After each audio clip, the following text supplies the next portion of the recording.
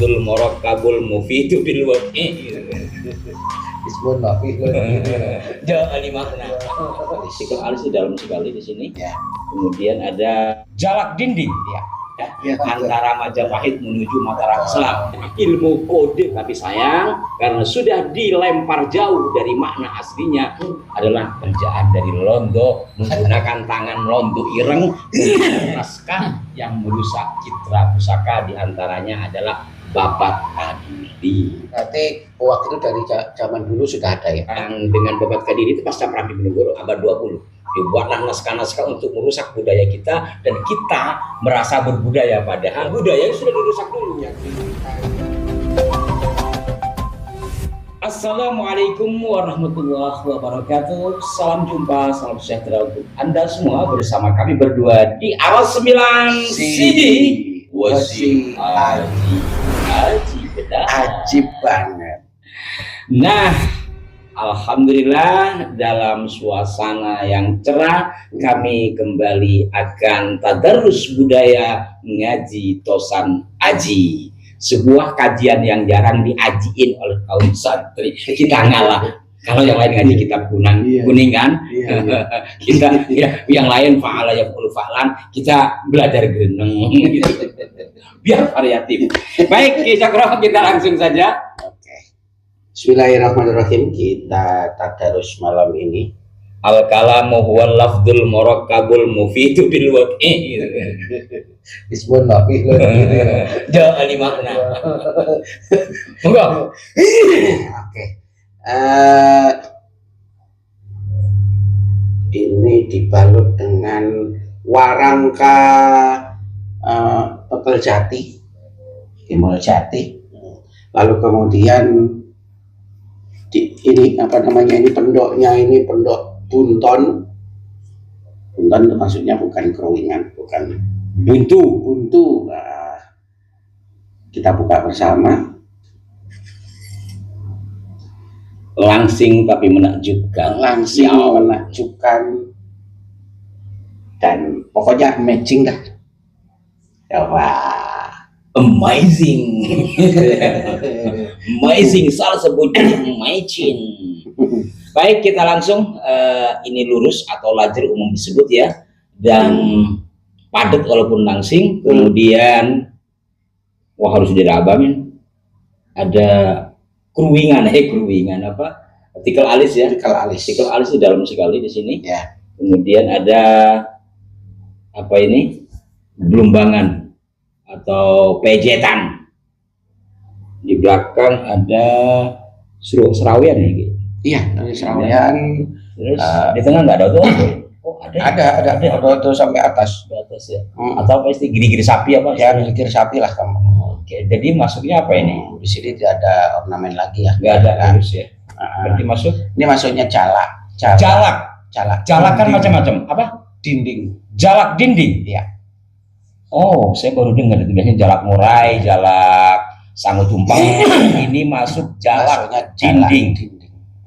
Berarti ada kaitannya dengan cicak-cicak di dinding ya? Iya itu. Diam-diam merayap. Diam-diam merayap.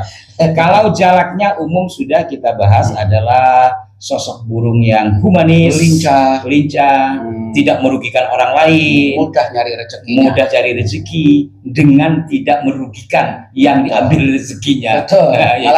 Malah senang.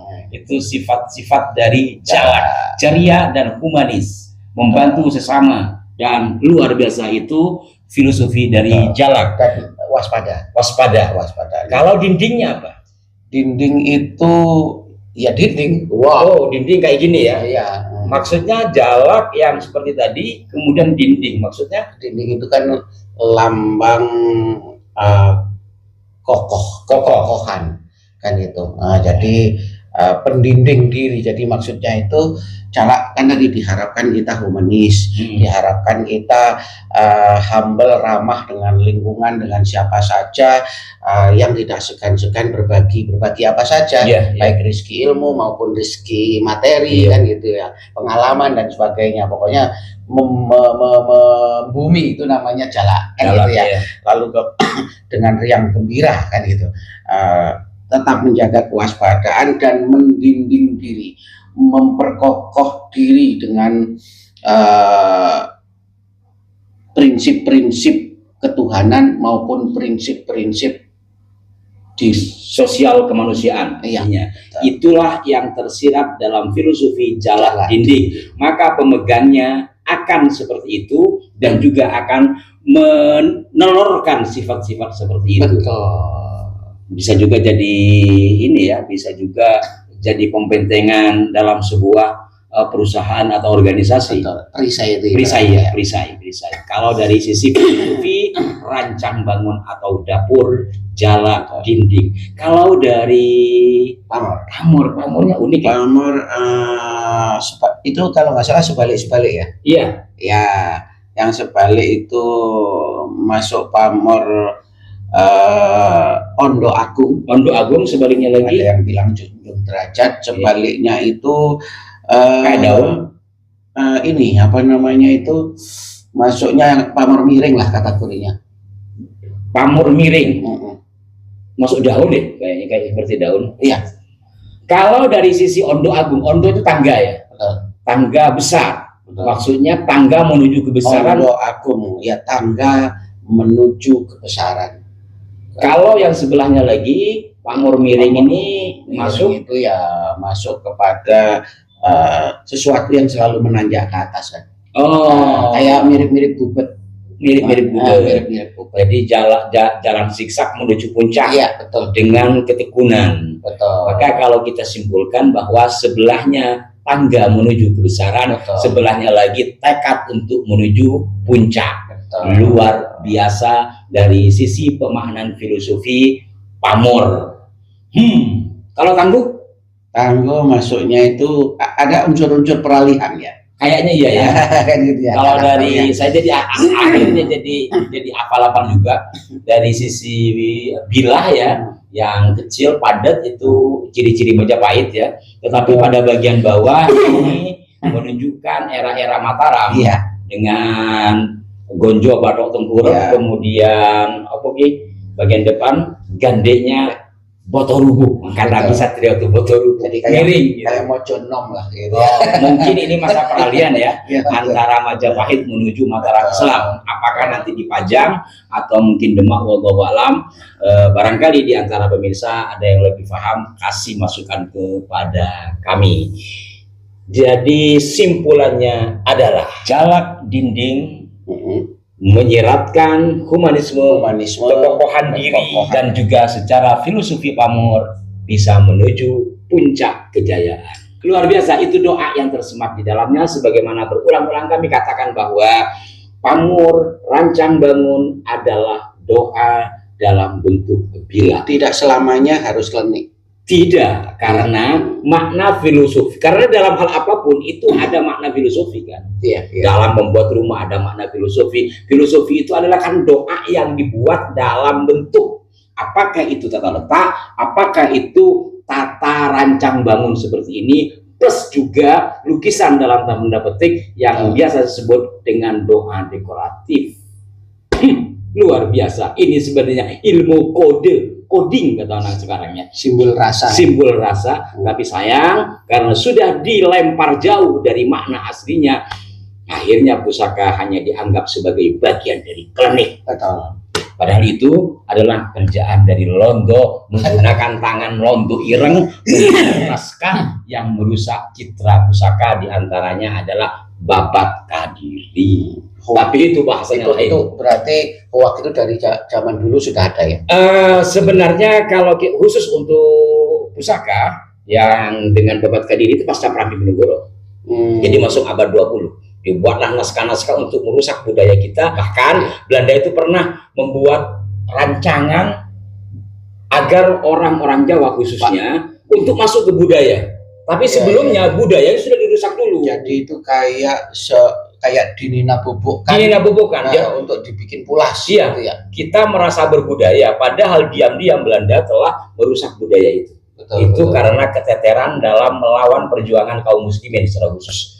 Itu bahkan saya banyak ada beberapa mendapati orang-orang ternama, tokoh ternama dalam pakerisan itu bisa ini kok mempercayai dengan adanya cerita fenomenal meninggalnya, wafatnya Tunggul Ametung Tunggul Ametung yang di oleh Ken Arok oleh Ken Arok yang disuduk dengan karya besarnya Empu Gandring gitu. Empu Gandring insya Allah ada, tapi Ken Arok itu tidak ditemukan dalam data yang asli. Jadi tidak ada nama Ken Arok, ada nama lain yang benar tokoh itu ada, tetapi bukan Ken Arok. Secara umum naskah-naskah abad 20 1900 sekian itu sudah banyak yang diwarnai oleh kepentingan Belanda, termasuk diantaranya adalah Babat Tanah Jawi. Saya punya Babat Tanah Jawi, tidak semua salah, tetapi di situ ada masukan-masukan agar kita tergelincir pada kesalahan. Kita lihat di Babat Tanah Jawi betapa seorang istri raja melakukan tindak yang tidak baik terhadap sang suaminya menggunakan keris, dan kita percaya begitu saja. Begitu juga ketika terjadi pertemuan antara murid Sunan Kudus ya, yang kemudian terjadi peristiwa penusukan, itu juga ada di Babat Tanah Jawi, Oltov khususnya. Maka di sini saya intinya yang perlu kita waspadai garis bawahi konklusinya peristiwa paten pinaten Tunggul Ametung Ken Arok tadi tidak pernah ada. Tidak pernah ada. Hoak yang nggak kasana. Jelas. Karena itu sudah pernah kami seminarkan pada tahun 2016 yang silam bersama Kiai Haji Agus Nyoto, kemudian juga waktu itu Profesor Dr. Mansur Suryanegara. Simpulannya, kisah itu adalah propaganda dari pihak penjajah agar kita bangsa Indonesia tidak mencintai leluhurnya, juga tidak mencintai karyanya, dan tidak sedikit orang yang ternena bobokan. Baik, mari kita terus belajar budaya karena merupakan cermin jati diri bangsa. Sampai jumpa. Berikan masukan yang baik dan konstruktif di kolom komentar. Wassalamualaikum warahmatullahi wabarakatuh.